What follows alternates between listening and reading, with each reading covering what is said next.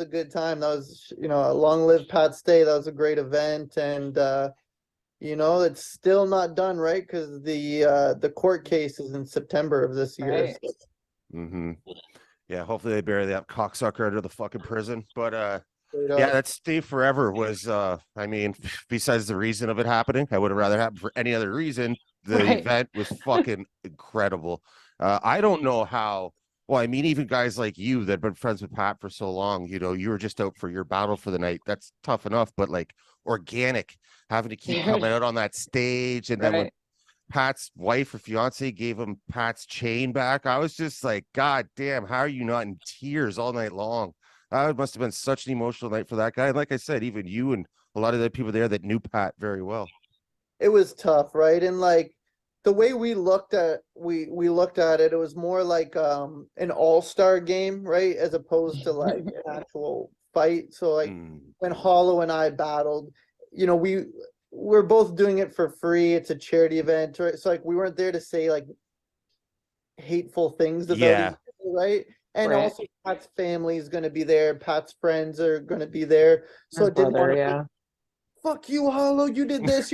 I'm like, how am I going to talk about how bad he is of a person when it's like he's coming here to help Pat's family? So it was more like we're going to do, Toronto references and Pat Stay references and LLPS and all that stuff. So I consider it not even like a real battle. And then we sacrificed the third round to bring out Jin. And no sacrifice. It was so hard. Sacrificed the third round. We're like, fuck it. This will be cool. Let's bring out Jin and Ilmac. So it was a good time, man.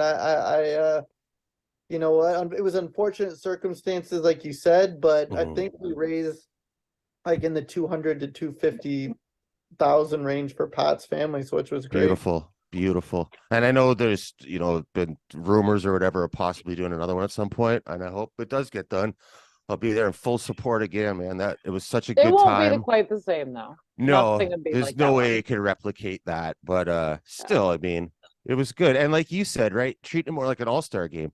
So even if it was done, every couple of years or something, and it was still treated like an all-star game, you're gonna have surprise battles, maybe one-rounders or whatever, right? It was such a good time in that sense. That night, it was floating around the crowd a bit that Ilmac is in the building and he's gonna be battling. And what I overheard was Jim's. And I was like, because you're a deaf motherfucker, dude. I was like, why the fuck what the fuck? I'm like, you're telling me that this is going to end with Ilmac versus Jims? No offense to Jims, but fucking Jims? Like, that's a surprise. And then I saw Jin come out. I grabbed Amy by her shoulder. I was like, it's fucking Jin. Oh, man. And what did I say? I told you. Right. Yeah, Jin's a legend. Like the fact that Jin came back after like 20 years of not battling, did it for free, like.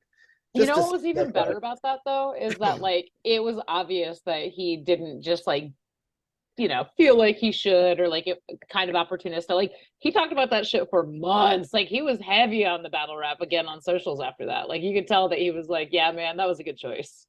Yeah, it was a good time for him. And you know what? I don't think he's coming back to battle rap. He just wanted to show love to Pat Stay and have his, Jin's a big name. He's a legend. So like blogs were picking it up and it just drew more attention to the pay-per-views for Pat's family and everything. And you know what, like, even if we don't do it because it's really hard to get a group of people to work for free, right? Like the cameramen work for free, everyone worked for free. So I don't know if we'll be able to do another Stay Forever charity event again, but even if it's just called Stay Forever, right? And there's like we're showing Pat Stay videos and showing love to Pat. I still think it's a good staple name event to have, right? It doesn't have to be a charity event because, it's hard, especially in this economy, getting 50 people to work for free on something is pretty hard. Yeah, no shit. And I mean, there's tons of costs to cover besides getting them for free, right? You got air flights, hotels, all that shit. People have per diems. Like, there's a lot more than just that. So yeah, because I mean, an event like that, what's that gonna cost to pull off if everybody's getting paid what they're supposed to get paid? Like hundreds of thousands, like I have to ask organic, but I would assume it would be like in the like 150 to 300,000 range. Oh, okay. I thought it might be a little higher, like half a bill. Yeah, Um, I mean, probably 150 to 3. Jesus, man. Yeah, no, it was beautiful. It was a beautiful thing to see go down. Did so the it was a ton of venues fun. do anything in terms of like, since this is a charity event, we'll hook you up? Do you know? I know for a fact they did not. They don't give a fuck. I mean, but he battled at what, at Adelaide? Where did he battle at? He battled at one of them once upon a time. Yeah, they honestly don't care. They're just like, yeah, if you want it, this is the price. There's no even Cool. You're awesome. no discount. That's sad, man. That Yeah, is it's really unfortunate. sad. They don't. I mean, I get it. I agree, but it's just Sure. they're like, nope. This is the price. We don't care what you're doing the event for. And it's even worse because KOTD's done business with them in the past. Right. So like we've done business together, things have went well. This is a fundraiser for a friend that passed away that was a big part of the company. Yeah, we can knock $10 off. Nope.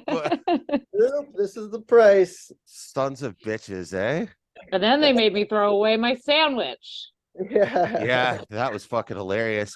And then they let me bring a glass pipe in. We're Right. going and they took Amy's sandwich out of her purse, made her throw it in the garbage. And I was like, I guess I gotta throw this. So the girl's like, no, that's fine. Fuck The you, glass- dude. I could bust the pipe over somebody's head and stab him in the neck with it. Who Like, gives a fuck? She was more concerned about a peanut allergy, I guess. I don't know. Fucking it was funny at that event too. I was standing outside having a cigarette when you pulled up in the van with Smack and Beasley. So you hopped out. I saw you get out first, and I was looking forward to see what's up. And just people started mobbing you, coming at you, and I was like, I'm not getting fucking near that. They're like, hey, Charron, can I get a selfie? Charron, can I get a selfie? And I was like, I'm not getting in line for that shit. Yeah, that's funny. Yeah, man. I felt like that event was pretty, like the fans were pretty good about not being too much of that. No. Like the vibe was much more calm and like, let's act right. Yeah.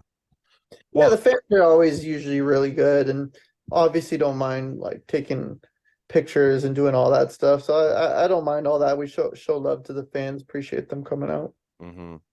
Yeah, it's like that being at that event, like fucking, that's a networking fucking just great time, right? And I was like, I'm not here to network, so I wouldn't. But at one point, fucking Real Sick was standing right in front of me, like fucking 18 inches away, doing nothing. He was standing there holding a water bottle, just looking around. And I was like, when else am I ever going to be able to get his contact info? And I'm like, I'm not doing it at this fucking event. I'm not here to network.